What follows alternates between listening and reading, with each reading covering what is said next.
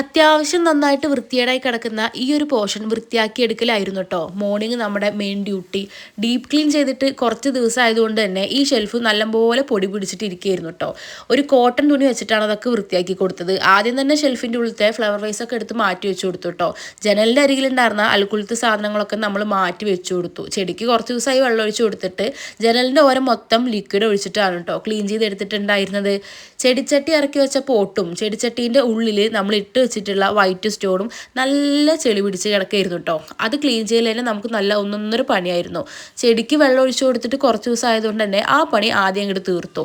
മഴ ആയതുകൊണ്ട് പുറത്തിറങ്ങാൻ ഒരു നിവൃത്തിയില്ല. അപ്പോൾ വീടിൻ്റെ ഉള്ളിൽ നിന്ന് തന്നെ നമ്മൾ അഡ്ജസ്റ്റ്മെൻറ്റിലാണ് കേട്ടോ ക്ലീനിങ് കാര്യങ്ങളൊക്കെ ചെയ്തെടുക്കുന്നത്. അങ്ങനെ എടുത്തു വെച്ച സാധനങ്ങളൊക്കെ തിരിച്ച് അതാത് സ്ഥലത്ത് തന്നെ വെച്ചു കേട്ടോ. വേറെ എന്ത് പണി ചെയ്യുന്നതിനെക്കാട്ടിലും ഏറ്റവും സാറ്റിസ്ഫാക്ഷൻ കിട്ടുന്ന പണിയാണ് കേട്ടോ എനിക്ക് ഒതുക്കലും പിറക്കലും വൃത്തിയാക്കലും ഒക്കെ. നമ്മൾ ഫ്ലവർ വൈസൊക്കെ എടുത്തിട്ടുണ്ടായിരുന്നത് കഴുകി ക്ലീൻ ചെയ്ത് തിരിച്ച് അതേ സ്ഥലത്ത് തന്നെ വെച്ചു കേട്ടോ. ഫൈനലി ഈ ഒരു പോർഷൻ്റെ ലുക്ക് ഇങ്ങനെയാണ്. അപ്പോൾ ഇഷ്ടപ്പെട്ട എല്ലാവരും ലൈക്ക് ചെയ്യുക.